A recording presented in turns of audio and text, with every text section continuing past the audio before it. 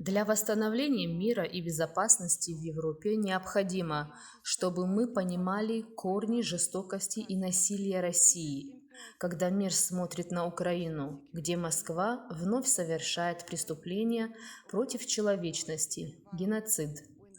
Уинстон Черчилль однажды сказал, что чем дальше можно заглянуть в прошлое, тем дальше можно увидеть будущее, а черкесы обладают трагической способностью дать миру взгляд в будущее, в котором преобладала Россия.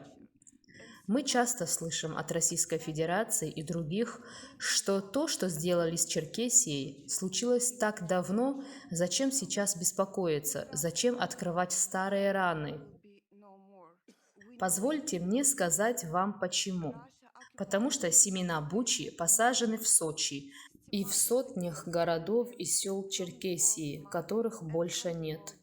Здесь выжившие черкесы, женщины, мужчины, дети, все, кто носит оружие, собрались 21 мая 1864 года, чтобы отстоять свою последнюю битву за свободу против русской армии. Все они умерли в тот день. Луга и реки покраснели от их крови. Рана никогда не бывает старой, если она не зажила.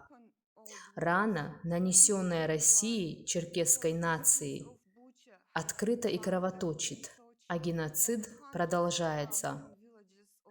Сегодня, как и 10, 20, 100 лет назад, Россия отказывает черкесам в их политических, культурных, языковых правах, основных свободах, планомерно затягивая петлю на шее нации и стремясь к ее полной ассимиляции. Россия официально заменила черкесский народ на адыгейский, черкесский, кабардинский, шапсукский. То же самое абсурдно сделано с черкесским языком. Как Российская Федерация запрещает называть войну в Украине войной, так и черкесам запрещает упоминать слово «геноцид». Просто произносить или писать фразу «черкесский геноцид» по российскому законодательству является актом экстремизма. Черкесы исключены из программы репатриации соотечественников, которую российское правительство разработало специально и исключительно для этнических русских. Как видите, Россия начала депортировать черкесов более 100 лет назад, а депортация никогда не прекращалась и продолжается до сих пор. В сегодняшней России черкесы лишены права быть признанным коренным народом Кавказа. Российское правительство внесло изменения в программу обучения государственных школ, сделав этнические языки необязательными. Закон сформулирован так, будто дети добровольно выбирают или не изучают родной язык. Вычеркнув национальные языки из школьной программы, правительство устраняет финансирование языковых классов, увольняет учителей. 21 мая черкесы всего мира соберутся на улицах чужих городов и сел, которые пока являются их домами. Будут скорбить, напоминать миру еще раз: Черкесия жива. Черкесия снова будет свободной. Черкесы живут в свободных демократических обществах по всему миру сотни лет.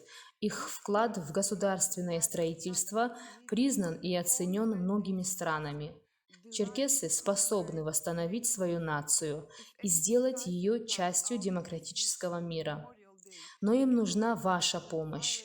Окажите черкесам и другим угнетенным Россией народам поддержку, которая им срочно нужна. Без преобразования в демократию, уважающую свободу и права своих народов и соседних стран, Российская Федерация будет продолжать представлять серьезную опасность всему миру.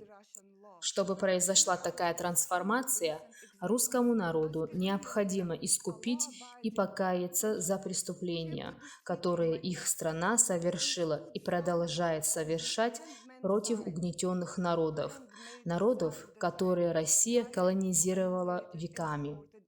России нужна правильная деколонизация.